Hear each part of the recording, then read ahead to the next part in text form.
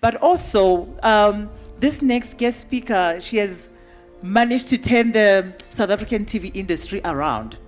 If you remember, she was a presenter back in the day.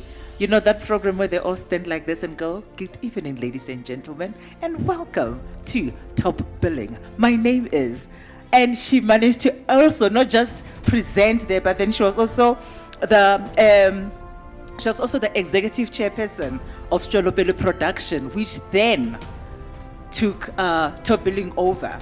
And then, besides Top Billing, she brought us some of the bestest programs that we love in South Africa. OPW, what do you do on Sunday? What do you do on Sunday? OPW. Then, before OPW, there's the other one, Date My Family. Hey, Batum. You know, she's done all of that. And besides OPW, Date My Family, there's also Disky Divas. Do you remember Disky Divas? Yes, yeah. Just so you know. Just so you know. And our personal scandalous favorite, Utatako. That show, the rates are so high. But she has done all of that. And also she's the person of PHAB Property Holding, which is a property holding company. There's so many things that I can say, but one of the things that I would like to just focus on, you know, please just indulge me. Let me tell you, she's also a philanthropist. And she has devoted part of her journey to developing and shining the light on causes important to her heart. With her husband, they have established the Romeo and Vasitsana Kumalo Family Foundation, which focuses on the development of child-headed homes and children who have been orphaned by the HIV and AIDS pandemic. She's also become a board member of GEM, which is an NGO that feeds 63,000 preschool children in informal settlements and daycare centers. And she still manages to volunteer and go spend time at Ahang Sechaba, which is an organization that brings women together and encourages them to bring back, to give something back to the rural areas or the communities which they live in. She's an author as well. In October, she released a book, a memoir. It's called My Journey of Hope. And I remember when we got there to the book launch, I wasn't sure what was happening. Everyone was there. What a beautiful, beautiful evening to just come and celebrate this powerhouse, this pioneer, this visionary. And let me tell you something. Someone who is as selfless as she is, someone who is such a giver as she is. And by the way, all the programs that I've read, that means she also employs people, she also empowers people. That means she is responsible for a whole lot of families who now get to enjoy or to pay or to get a salary because she employs multitudes of people across the board. She is a world changer, she's a motivator, she's a speaker, she's a giver. When something bad happens, especially in our industry, you need someone to come and say something, we call her. We're like, girl, we know you're busy, but we need 10 minutes of your time.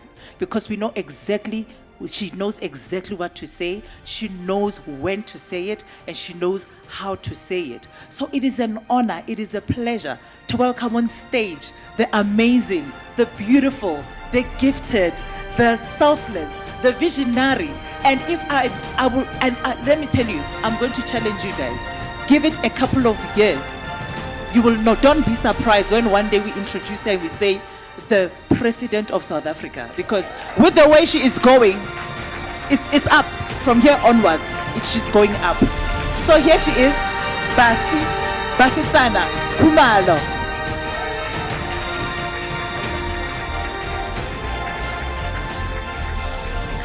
Oh, wow.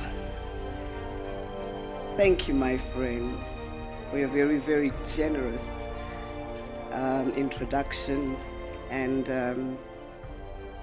you know, when a sister affirms a sister, that's when you know we are all winning. I really appreciate that. Ladies and gentlemen, good evening. Let me acknowledge the management and the leadership of Old Mutual, and indeed just to thank you most sincerely that you would invite me to just share some thoughts around entrepreneurship. I'm a serial entrepreneur, about partnerships, about collaborations. And I really wanted to specifically, without offending anybody, obviously observe all protocol. But when you're seated at a table and there's a Gauteng Regional Commissioner for Correctional Services uniformed, Methakane Grace Simulatedi, may I truly acknowledge you this evening, ma'am. I think that would be nice. A round of applause to her indeed. Now, if you have never heard the name Julie Meyer, I encourage you to look her up.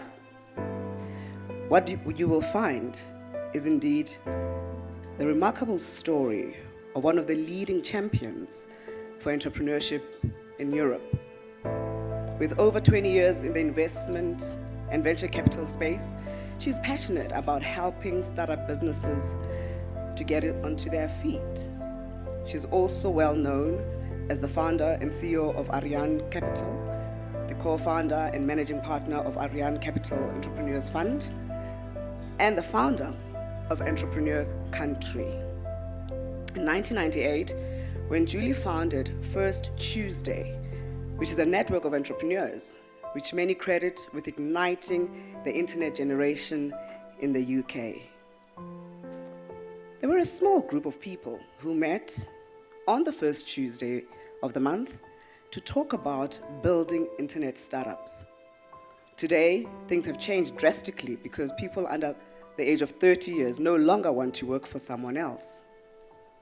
People of this generation see themselves as their own brand, capable of generating income for themselves, and they're familiar with basic business concepts, through watching programs like Dragon's Den, Shark Tank, The Apprentice. So the rise of the serial entrepreneur, the micro-entrepreneur, the young entrepreneur, the portfolio entrepreneur, the lifestyle entrepreneur has been unmissable over the past decade in the rest of the world. And Africa is slowly following suit. Now, the trend is due to the rise of what could be described as individual capitalism, a form of business where the basic unit is the individual rather than the corporation. The internet has opened up opportunities for people to change how and when they work, whether remotely or from home, from their phone or their laptop. The shift away from corporation man, and I highlight that, to individual capitalist has gained enormous momentum. And the recession of 2007 to 2009 created many enforced individual capitalists in the form of freelance consultants and creatives. Many others are corporate refugees, I call them, of their own choosing, because they no longer wanted to work 9 to 5.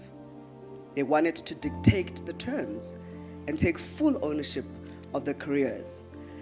So while it's true that very few of us will make millions from selling a business to a multinational, and while we may not refer to ourselves as entrepreneurs in the traditional sense of the word, many of us are actually individual capitalists, as I cite. Now, the term millennials generally refers to the generation of people born between the early 1980s and 1990s. But some definitions include children who are also born in the early 2000s. The millennial generation is also known as the Generation Y, because of course it came after the Generation X, and those people were born in the 60s, between the 60s and the 80s, the Generation X. Now, millennials are a generation of people that grew up in a world where global issues like climate change, food security, and political instability are more severe than it was ever seen before. And maybe it's because they are so young that they have felt powerless to effect change until now. As their voices begin to carry more weight, they have been able to shape their own careers and channel their efforts to where they can make a difference, working with a purpose, Whether that be environmental impact, societal and political issues is key, one of the very key reasons for why they choose to stay in jobs or choose jobs in the first place. Now, unlike previous generations, they're not going to subscribe to a workplace that demands more than it gives back. They want their jobs to support their quality of life and not take away from it. Their priorities are different than other generations because they want to experience everything that life has to offer them. They want to travel, they want to live more and have a chance, to be in the property market when they eventually reach that point in their lives. Because they're exposed to global news through a steady stream of information about workplaces in the world via social media, they know what good looks like. Therefore, they're also able to recognize the opposite. They demand a dynamic work environment, manageable workload, and flexible working arrangements, because work is not all that they actually care about now. These are young people who grew up in the era of Zuckerbergs, Jobs, Sandberg, Dangote, and Bezos. And you better believe they know their value as individuals and as a group. They know they can just set up an Instagram account, which they can have the ability to grow a community of willing consumers who speak, think, and live like them. Now, I would like to talk to you this evening about the importance of partnerships in the context of business and entrepreneurship. I want to discuss why every successful entrepreneur needs people in their corner to have similar goals and who can help them to level up. Furthermore, I want to then elaborate on why I think the entrepreneur can be a powerful agent for change in their communities. I also want to task every one of us this evening to ask yourself, who can you partner with in your life so you can reach your goals while doing good for people around you and, of course, society in general? Now, the Old Mutual Partnership Awards have been designed as a vehicle through which to recognize partnerships and relationships that Old Mutual has with its respective stakeholders. As Old Mutual looks beyond today's awards, inaugural awards, and seeks to deepen those relationships even further, we need to be partnering with companies such as Old Mutual.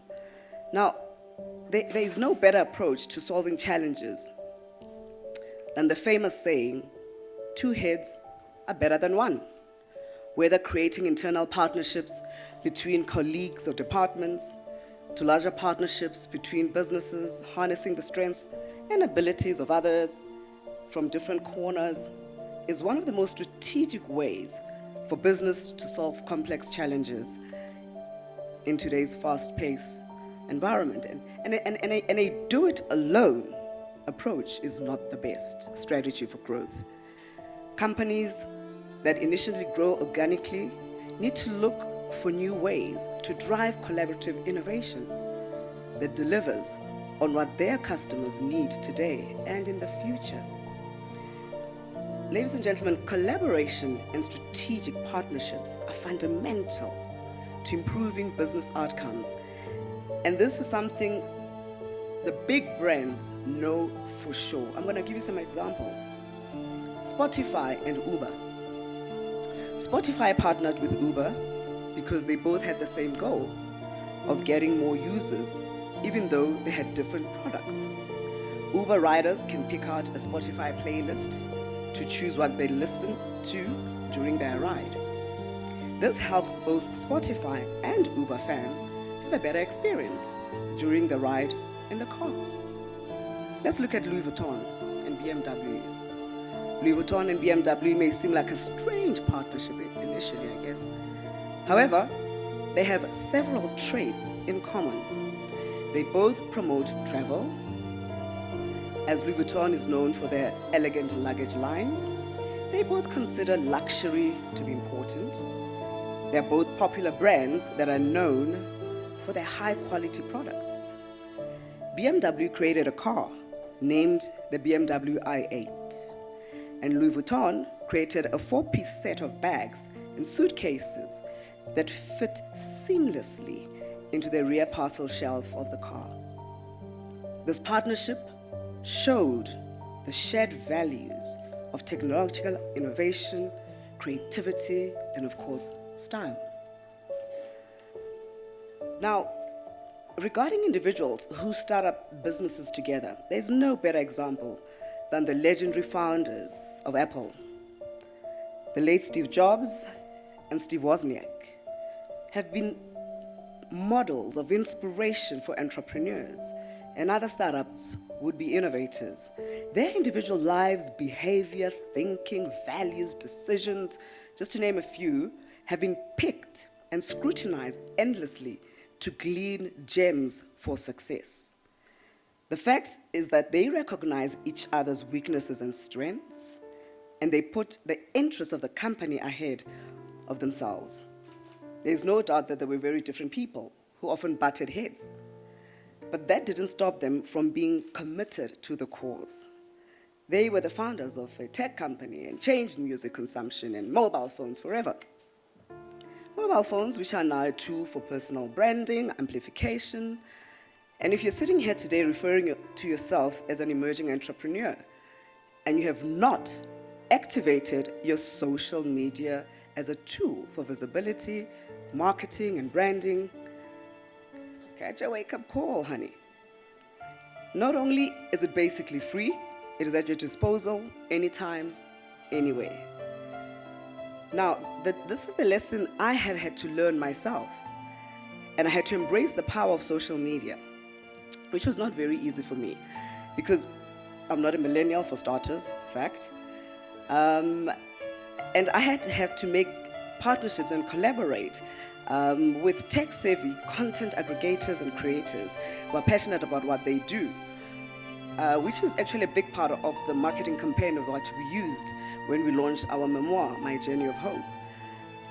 I wanted to create a movement of like-minded people and spread the message through my platforms, and the message of hope.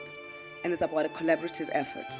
But people who know me well actually know that I'm intrinsically shy. There's a friend of mine, Umazozo, we've been friends for like 20 odd years, she works for Old Mutual, and that I'm an introvert. But I had to, at some point, step out of that introvertedness and that cocoon if I wanted to be able to push some of the products that I produce, the shows that I curate. And being a serial entrepreneur, it all has been for me about partnerships. When I look at my television production companies, Welipele Productions, that has gone to produce shows like Top Billing, Basella, Top Travel. We produce the morning show, Espresso, Afternoon Express. At Connect, I produce another 5-6 shows. And I could only amplify those shows if I connected to the social media platform to get the messaging across. As a serial entrepreneur, my sister and I have a travel business for the last 22 years, Travel with Flair. And in that business, we employ about 800 people. But we could not be able to do that if we do not have partners and collaborating, not only as management, but even the people that work with us. At Welipele Productions, we employ about 200 people. At Connect, another 250. In my mining business, I'm a miner. I've been a miner for 14 years. I started the mining company, Uzalile, in 2005, and I distinctly remember because that's when my son was born.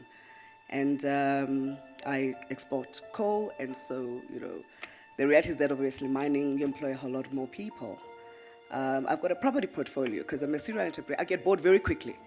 And I'm always trying to push myself and starting up, businesses, and in the process, hopefully paying it forward and creating multiples of jobs. And indeed, even in my property business. And funny enough, I predominantly choose to partner with women. And this is a conscious decision because we have been left out of the mainstream of the economy for the very, very longest of times.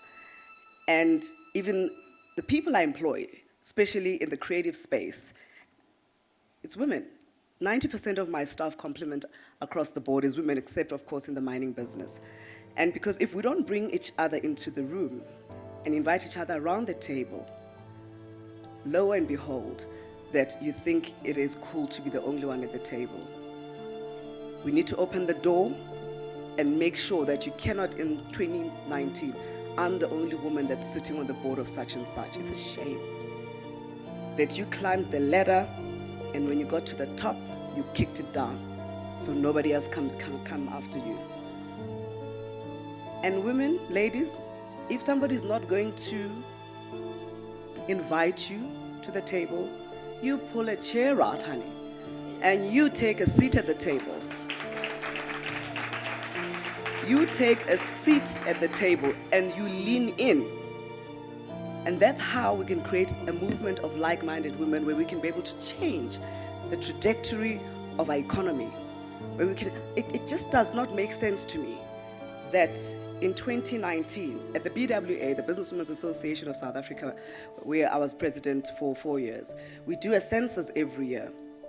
And in this census, we basically track the upward mobility of women in corporate South Africa, in listed companies and state-owned entities. And we sit with a disheartening stat.